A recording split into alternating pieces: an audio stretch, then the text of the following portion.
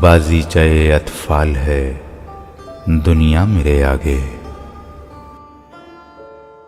ہوتا ہے شب و روز تماشا میرے آگے۔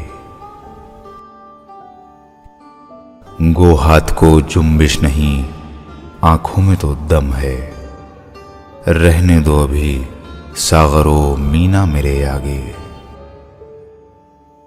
مت پوچھ کے کیا حال ہے میرا تیرے پیچھے، تو دیکھ کے کیا رنگ ہے تیرا میرے آگے۔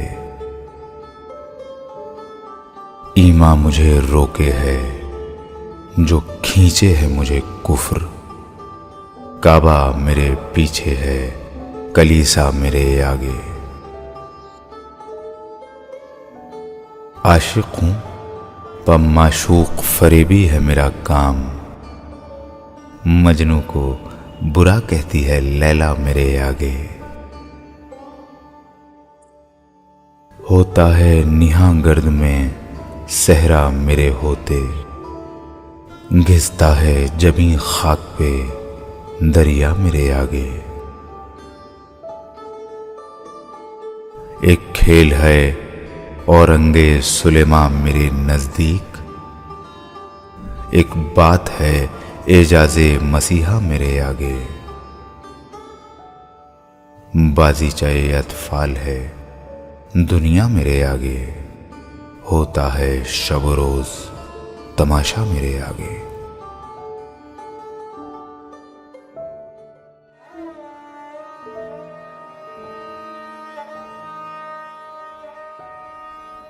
آج کا یہ ایپیسوڈ سمرپت ہے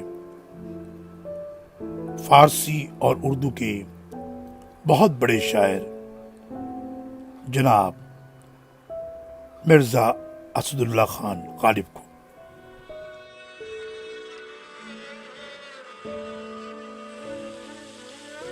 مرزا غالب اردو کے سب سے بڑے شاعر سمجھے جاتے ہیں۔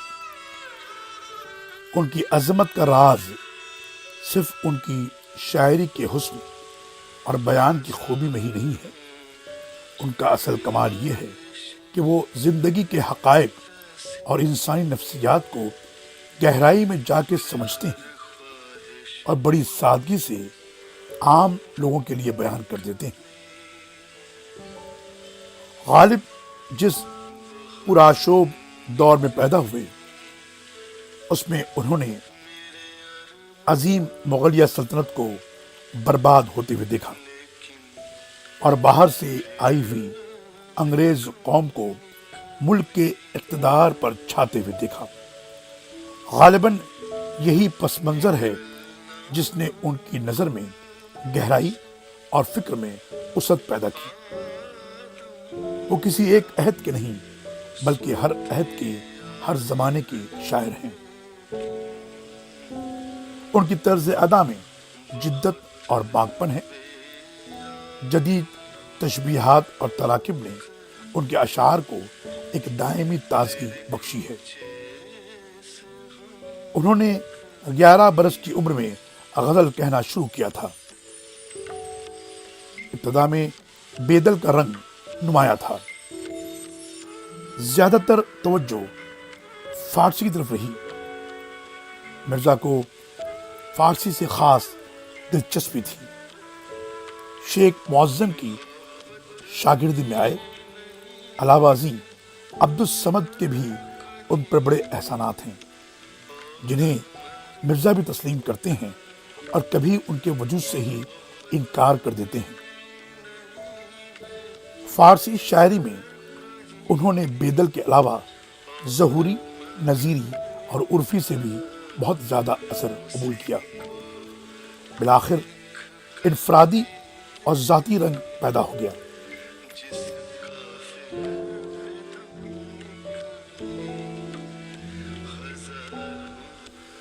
مرزا انسانی فطرت کے نباز تھے اور نفسیاتی حقائق کا گہرا ادراک رکھتے تھے۔ انہیں مسائل تصوف، خصوصاً فلسفہ، وحدت الوجود سے گہری دلچسپی تھی۔ غالب کو اپنی فارسی پر بڑا ناز تھا۔ لیکن ان کی شہرت اور مقبولیت ان کے اردو دیوان غالب اور خطوط مکاتب غالب سے ہوئی۔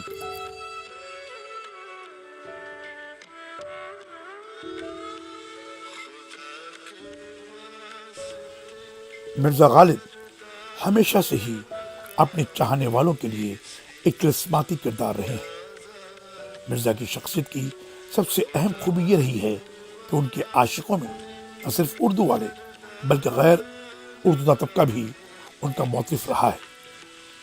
شاید یہی وجہ ہے کہ جتنے بے تکے اور گھٹیا شعر مرزا غالب کے نام سے جوڑے جاتے ہیں اتنے شاید ہی کسی اور شاعر کے نام سے منسوب کیے جاتے ہوں۔ غیر اردو طبقہ مرزا غالب کے اشعار کو بھلے نہ سمجھے مگر داد دینے میں کنجوسی نہیں کرتا۔ ان کی پیدائش کو تقریباً 2 صدیاں بیت گئی ہیں لیکن ان کا فن آج بھی اپنی معراج پر قائم ہے۔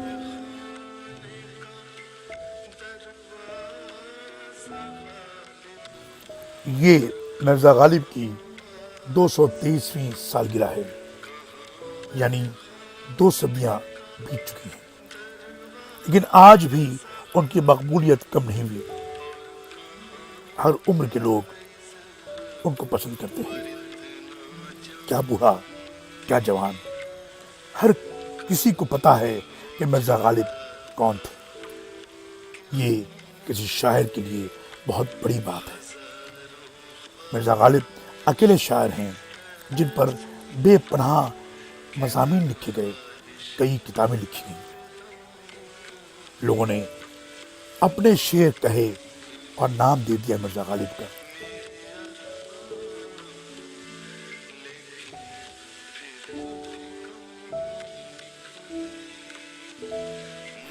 آئیڈیا چینلٹی اسٹوڈیو اس مہان کوی کو، شاعر کو سلام کرتا ہے۔